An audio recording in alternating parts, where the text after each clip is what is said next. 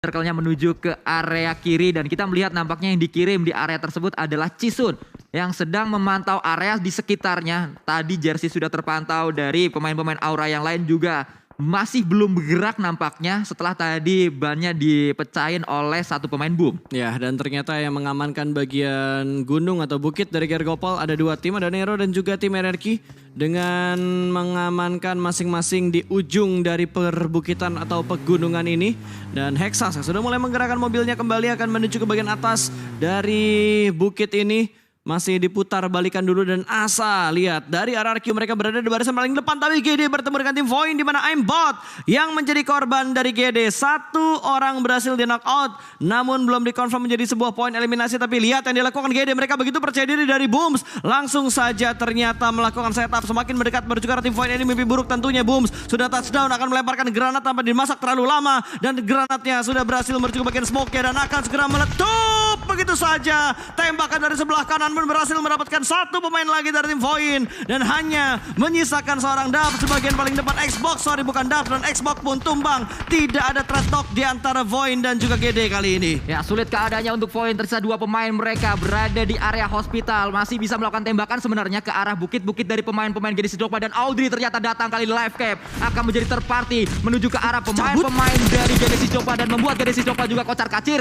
Pergerakan mereka akan coba ditembak kali ini oleh live cap yang mencari kesempatan dalam kesempitan. Juga dikatakan oleh seorang Audrey, belum berhasil. Audrey sayang sekali. Audrey cukup free padahal tadi namun belum berhasil memberikan hit ke arah pemain-pemain dari GD Sidokpa. Betul, sayang sekali tadi Audrey harus melakukan reload dan menyelamatkan tentunya dua pemain dari GD yang benar-benar free shoot dari arah live game.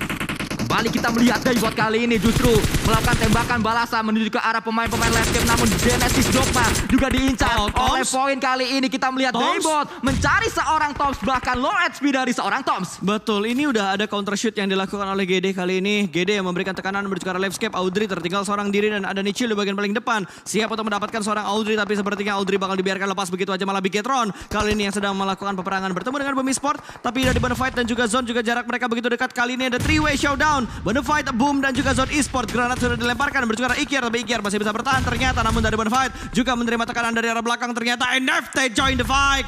4 team kali ini berada dengan jarak yang begitu dekat dan Foker mendapatkan satu pemain Bonafide. Tuyul tumbang di balik sebuah batu. Kalau kita ingat di match kelima kemarin, Bonafide dan juga Boom juga melakukan fight di titik ini sama persis. Setupnya sama, dari area vaulting kendaraannya maksud saya juga sama, dan ini adalah fight untuk kedua kalinya di titik ini. Replay berarti? Ya. Wah, tapi chaos banget cuy. Kejadiannya nggak cuma di satu titik aja, bahkan di bagian perbukitan dari Gergopol. And Nero dan juga RRQ kali ini sudah mulai melakukan commit dalam melakukan fight mereka. Miliano yang berada di bagian pinggir sudah melihat pergerakan kali ini akan lakukan shoulder pick, namun masih belum bisa mendapatkan satu knockout karena tim RRQ langsung bersembunyi, tapi Ranchit akan melemparkan granat setupnya Red Zone buatan lempar menuju ke arah tim RRQ. Ada Mort yang sedang melakukan revive kali ini. Granat meletup, splash damage masuk, tapi belum ada yang tumbang dari tim RRQ. Mereka kali ini masih mengatur dan mengulur temponya untuk mendapatkan informasi ke arah tim Nero. Betul, namun Hexas melemparkan sebuah smoke terlebih dahulu untuk menutup vision dari pemain-pemain Nero, pemain-pemain RRQ maksud saya, karena Hexas menjadi pemain terdepan dari Nero yang akan coba menyambut kedatangan dari RRQ saat mereka datang ke area pertahanan dari Nero. Sedang melakukan revive terlebih dahulu, revive berhasil dilakukan. Miliano sudah bangkit kembali, ada sebuah granat yang dilemparkan nampaknya kali ini. Ternyata itu adalah smoke. Dan kembali kita lihat kali ini pemain-pemain dari RRQ masih mencari angle yang lebih jelas lagi. Ya, tapi sudah mulai maju perlahan-lahan. Dari Peko akan menembus ke bagian smoke, melihat satu pemain dari tim Nero akan langsung trade down begitu saja, mendapatkan satu orang, tapi ada dua pemain yang telah memberikan backup. Ternyata Peko langsung memberikan spraynya menuju ke bagian atas. Ada backup dari arah belakang, follow up dua pemain tumbang, tapi Ranchit yang memberikan backup juga berhasil diamankan. Ternyata masih melihat Peko, satu pemain dari tim Nero terakhir dan sudah di spot begitu saja. RRQ berhasil menjadi king dari pegunungan ini. Kembali kita melihat sebuah backup yang cepat. Ini adalah RRQ yang kita lihat di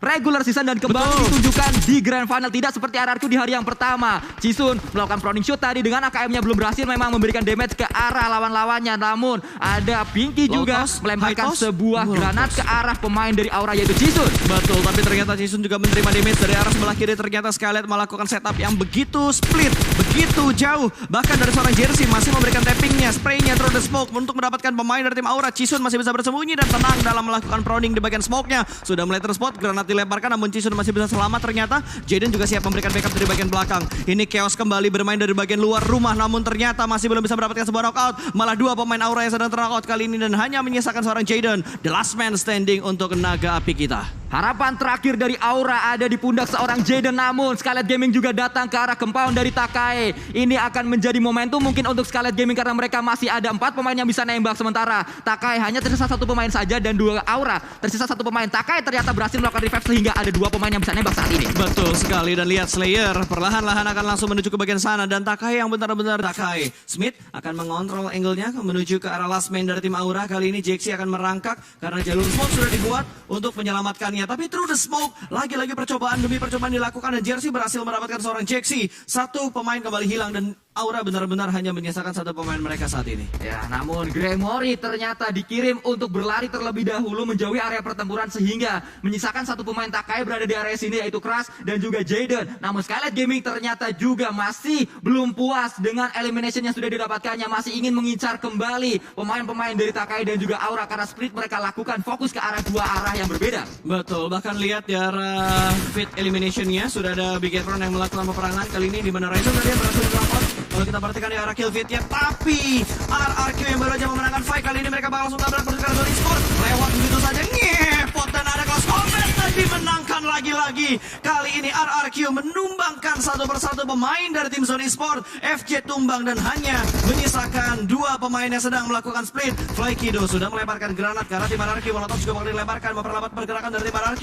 Dipaksa untuk stay dan tidak kembali mendekat karena dari Zone juga mereka kerepotan. Mereka dipush dari 2 tim yang masuknya bersamaan waktunya. Betul sekali, karena memang tidak hanya RRQ yang berada di area ini, ada Victim juga di compound yang sama dengan Mineral dan kita melihat Mineral akan coba diincar oleh 4 pemain Victim. Ada granat dilemparkan ke arah dalam namun Mineral masih bertahan di sana. Granat juga dilemparkan kali ini oleh 1 pemain dari Zone untuk menyelamatkan Mineral. Flekido tadi. Ada sebuah kokangan granat lagi, Genforce menuju ke arah atas namun Mineral bisa menyambut kali ini Genforce dan Mineral bisa untuk turun terlebih dahulu menggocek pemain-pemain Victim. Betul, Victim benar-benar digocek kali ini bakal melakukan jiggle namun masih bisa diatasi oleh Rocky. Double pick yang dilakukan Victim berhasil menumbangkan 1 persatu pemain dari tim Zone Esport dan Zone kali ini hanya menyisakan seorang Flykido. Victim berhasil melakukan retake tapi Boom masih melakukan fight bersama dengan tim Bigetron. Kali ini Ikyar bermain dengan mode FPP-nya, low toss-nya tipis dan berhasil nge-spot 1 pemain dari Bigetron. Luxi tumbang masih mencari tidak dalam posisi yang terburu-buru tapi Blue Zone yang semakin mendekat harus memaksa mereka untuk bergerak. Sudah mulai ada follow up yang bakal datang. Ryzen bakal langsung through the smoke mengganti dengan second weapon-nya dengan menggunakan DP-nya front shoot dan berhasil ternyata mendapatkan 1 namun Ryzen juga berhasil ditumbangkan. Masih bertarung dan Liquid front shoot-nya gagal. Boom berhasil memenangkan fight mereka bersama dengan tim Bigetron dan Bigetron dipulangkan di urutan ke-11. Zone juga tumbang di sana. Kita melihat kali ini RRQ harus fight dengan Victim karena mereka memang sudah bertetangga sedari tadi. Melemparkan granat terlebih dahulu ke arah dalam compound dari Victim, belum berhasil mendapatkan siapapun. Tapi percobaan selanjutnya granat yang kedua kali ini dilemparkan kembali akan meledak di sana. Genforce yang diincar namun ternyata mantul.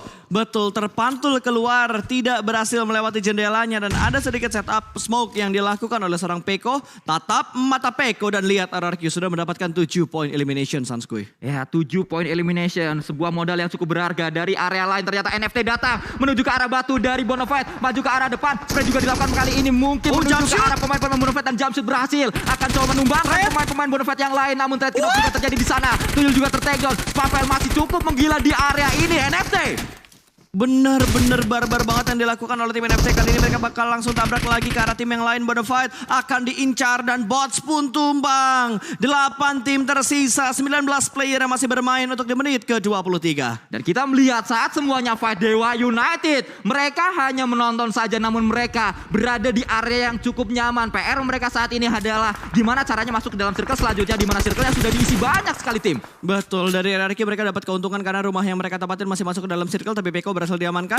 Last man standing untuk tim RRQ. Dan kali ini Victim yang sudah mulai keluar dari compound milik tim Zone Esport tadi, mereka mengamankan bagian truk yang ada di pinggir jalan. Lower ground mereka sudah cukup ramai. Dan lihat dari seorang Genforce juga bakal dia bakal langsung tabrak ke arah tim RRQ. Oke, bermain dengan tempo kali ini Genforce. Kali ini ada di bagian luar, belum terlalu terburu-buru dan ditabrak oleh tim Victim. 3 malaikat pencabut nyawa langsung gerbek rumah kali ini. Bukan untuk dibangun tapi untuk diratakan. Rocky bertahan di bagian lantai 1 kali ini. RRQ juga victim. Terpaksa harus membagi area mereka di kompon ini. Peko turun mengendap-endap di bagian atas. Satu pemain berhasil diamankan dan ternyata Peko di bagian bawah juga berhasil terspot. RRQ dipulangkan ke lobby. Kali ini 6 tim tersisa dan lihat. NFT 10 poin elimination. 10 poin elimination sudah dikumpulkan oleh NFT, namun NFT tertahan oleh satu pemain dari victim yang diutus untuk menjaga area ini, yaitu Misery. Memperlambat pergerakan dari NFT saat 3 pemain yang lain melakukan gerbek ke arah RRQ1. Namun pemain yang sedang menjadi palang pintu juga tertakedown karena Ramones granatnya connect. Betul, lemparan granat berikutnya akankah memulangkan Misery ke lobby, tapi ternyata damage-nya belum cukup karena masuk splash damage saja, tidak pure 100% damage dari granat yang masuk ke arah pemain victim yang sedang terknockout. Dan Ramones masih mencari beberapa kepastian, namun ada sedikit backup fire yang dilakukan oleh victim. DU pun kehilangan satu pemain mereka, bahkan DU secara utuh sudah dipulangkan ke arah lobby. 5 tim tersisa kali ini, NFT, victim, Skylight, Takai dan juga Aura.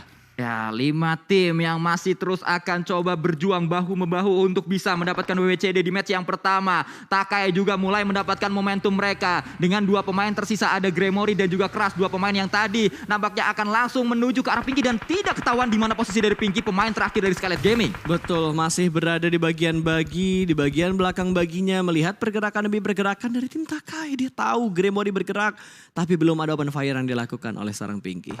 Kayaknya dia tahu di bagian kiri juga. Pinky bisa nembak pas dengan jelas. Itu dia Pinky mendapatkan satu pemain dari Takai. Tercuri pemain Takai. Wow, dapat satu pick yang begitu bagus tadi.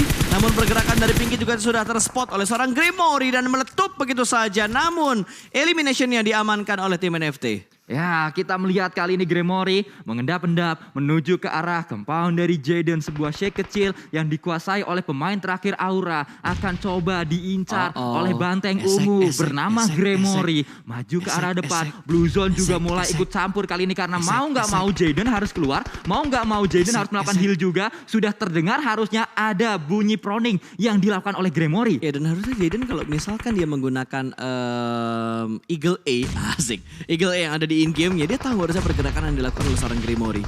Tapi Jaden terlalu fokus untuk melihat victim dan juga tim NFT. Ternyata Jaden, Edkit terakhirnya akan maju ke depan sana tapi terspot oleh Gremory. Kembali poin eliminasi bertambah untuk tim Takai. Dan melihat pergerakan dari victim, front shoot dari seorang Gremory memberikan distraction untuk victim dan juga NFT yang sedang melakukan peperangan. Dan through the smoke dari NFT memporak-porandakan formasi dari tim victim. Satu pemain keluar dari bagian dalam dan winner chicken dinner berhasil diamankan oleh NFT di game yang pertama. NFT bermain dengan cukup baik, bahkan sangat baik. Mereka mengamankan 16 elimination point untuk match yang pertama. Kita tidak melihat NFT yang seperti ini di hari kemarin, namun hari ini nampaknya mereka menjadi penantang selanjutnya untuk berada di peringkat atas klasemen sementara. Gila loh, NFT nih kalau gue lihat ya, peringkat mereka itu ada di peringkat ke-10. 31 total poin yang mereka kumpulkan di hari pertama kemarin.